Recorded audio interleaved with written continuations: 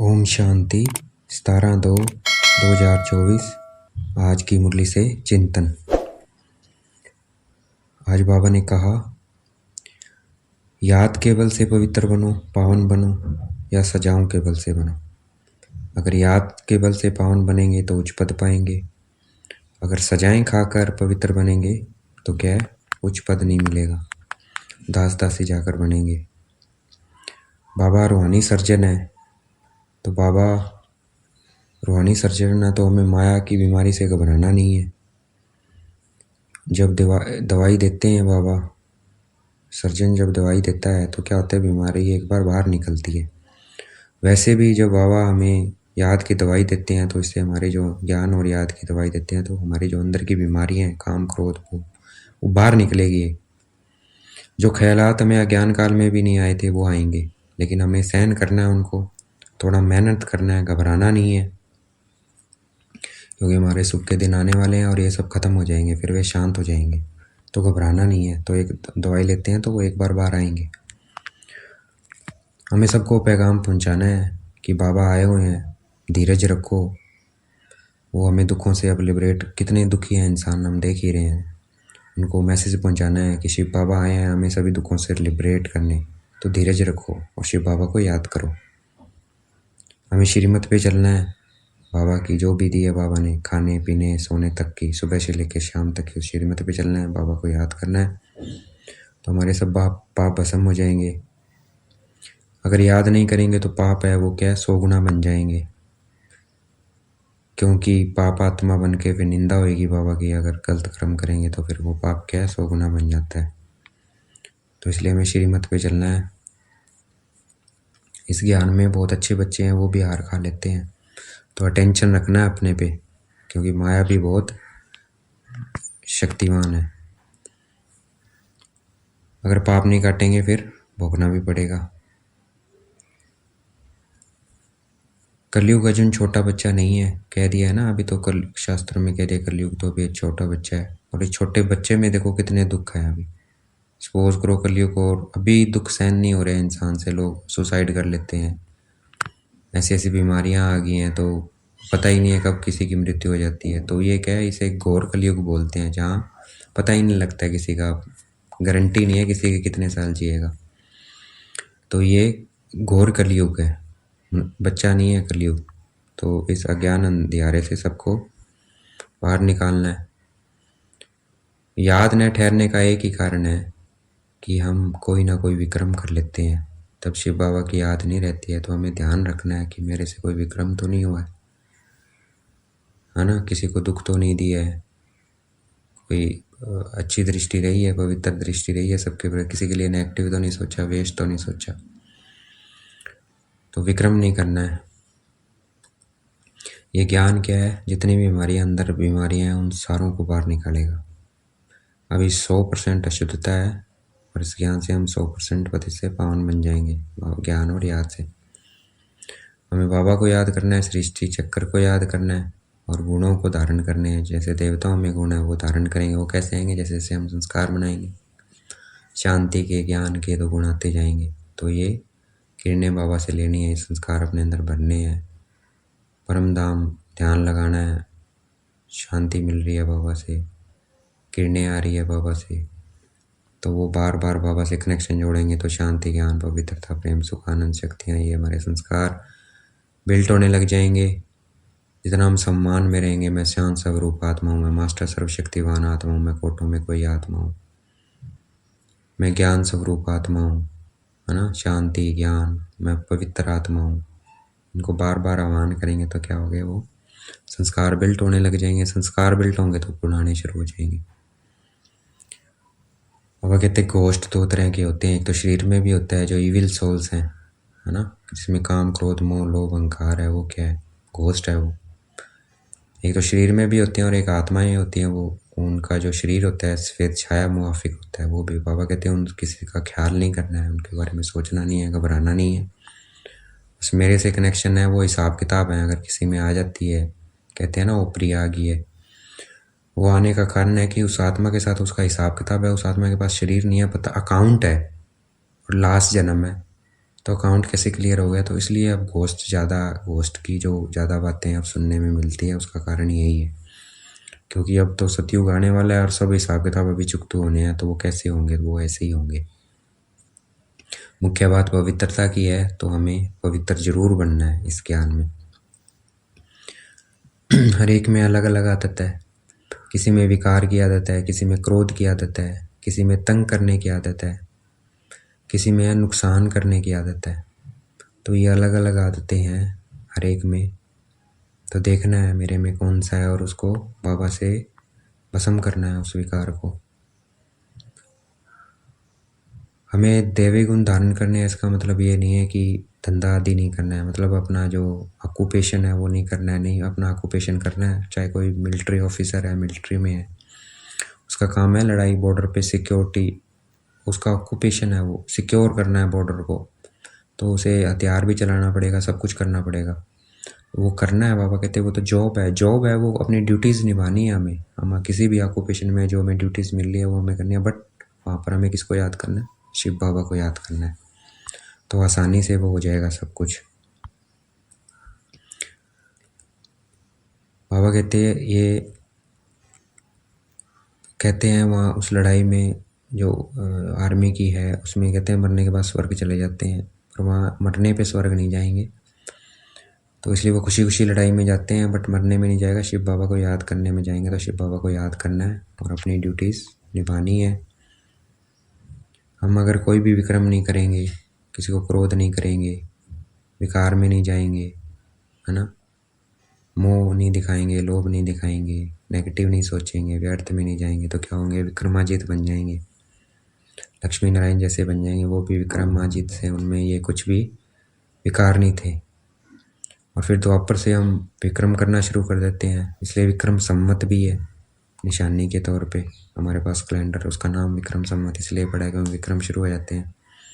हमें नष्टो मोहा बनना है, क्योंकि अंत में इसका ही पेपर आएगा, नष्टो मोहा स्मृति लब्धा। मोह का पेपर आएगा अंत में, ये इसमें तो नष्टो मोहा बनना है। हम 50-60 वर्ष की भी आयु में अपने को सतो प्रधान बना सकते हैं, किसी भी आयु में बना सकते हैं, बट आयु का भरोसा नहीं है, कब शरीर छोड़ते हैं। तो जल्दी से जल्दी अपने को सतो प्रधान बनना है। हमें एक शिव बाबा के संग जोड़ना है और संग तोड़ना है, और संग को बुद्धि में नहीं रखना है। अपनी रिस्पॉन्सिबिलिटीज़ तो निभानी है, बट याद कौन रहे? शिव बाबा रहे रिस्पॉन्सिबिलिटीज़ निभाते हुए। जैसे आर्मी का एग्जाम्पल लिया, अपनी रिस्पॉन्सिबिलिटीज़ तो निभानी है, बट याद कौन रहे बुद्धि में? शिव बाबा रहे, भाई शिव बाबा का कार्य कर रहा हूँ मैं। तो इस योग अग्नि से क्या होंगे? हमारे पाप भस्म हो जाएंगे। आत्मा की जो प्लेट है वह कभी घिसती नहीं है। आत्मा का विनाशी पार्ट है, उस पार्ट, और उस आत्मा विनाशी है और उसके अंदर जो पार्ट भी है उसका विनाशी है। और तो घिस जाती है ना, जो भी हमारे पास ड्राइव होती है वो ख़राब हो जाती है कुछ टाइम बाद। बट आत्मा एक ऐसी प्लेट है जिसमें कभी हमारा जो पार्ट है वो कभी घिसता नहीं है। तो आत्मा भी विनाशी है और उसका पार्ट भी अविनाशी है। शिव बाबा पुनर्जन्म में नहीं आते हैं। अगर वह पुनर्जन्म में आए तो फिर क्या हो जाएंगे? विकारी हो जाएंगे। तो हमें लिबरेट कौन करेगा? और सृष्टि के आदि मध्य अंश का राज भी वही बता सकता है जो पुनर्जन्म में नहीं आ, जो साक्षी होकर देख रहा है इस ड्रामा को। तो शिव बाबा जन्म मरण में नहीं आ सकते हैं, तो इसलिए वह हमें समझाते हैं। ये पुरुषोत्तम संगम युग है, ये सभी मनुष्य मात्र का उत्तम पुरुष बनने का युग है। तो इसमें हमें उत्तम बनना है, इस संगम युग का फ़ायदा उठाना है कि अच्छे से अच्छे इंसान बने, क्योंकि 63 जन्म पाप कर करके क्या हो गया? पतित बन गए। भगवान के लिए कह देते हैं आप ही पूज्य, आप ही पुजारी। भगवान नहीं बनते, क्योंकि भगवान तो पुनर्जन्म में नहीं आते हैं, वो एवर प्योर है। उनकी आत्मा की जो एनर्जी है कभी नहीं होती, सोल की होती है। हम आते हैं पुनर्जन्म में। तो देवताओं के लिए गाया हुआ है आप ही पूज्य, आप ही पुजारी। हम अपनी ही पूजा करते हैं द्वापर से। ये शास्त्र आदि सब भक्ति मार्ग के हैं, इनसे कोई भी शिव बाबा को नहीं मिल सकता है। इन भक्ति करते करते और ही हम तमो प्रधान बन गए हैं। जो निश्चय बुद्धि होंगे वही माया पर विजय पाएंगे और राम राज्य में जाएंगे रावण पर विजय पाकर। मनुष्य अमृत नाम सुनकर समझते हैं कि गौमुख से अमृत निकलता है। गौमुख बना हुआ है पहाड़ों पे, जहाँ से पानी आता है, गंगा जल आता है, तो उससे समझते हैं अमृत, पर वो अमृत नहीं है, ये ज्ञान अमृत की बात है। और शिव बाबा आकर ब्रह्मा द्वारा ज्ञान हमें देते हैं। फिर ज्ञान नदियाँ, ब्रह्मा कुमार कुमारी क्या है, ज्ञान नदियाँ। गीता में पांडवों को ब्राह्मण नहीं दिखाया है, और ना ही ये दिखाया है कि मेजोरिटी माताओं की थी, माताओं को भी नहीं दिखाया है। तो पांडव कौन है, एक्चुअल में बीके हैं। गीता में ये अक्षर नहीं है, ये मिसिंग है उसमें, क्योंकि ज्ञान पूरा तो है नहीं उसमें। सीताएं अथवा भक्तियाँ कौन है, हम आत्माएं हैं सीताएं, और राम शिव बाबा हमें छुड़ाने आए हैं रावण की जेल से, जिसके ऊपर कहानी बनी हुई है रामायण। पिछाड़े में बहुत आएंगे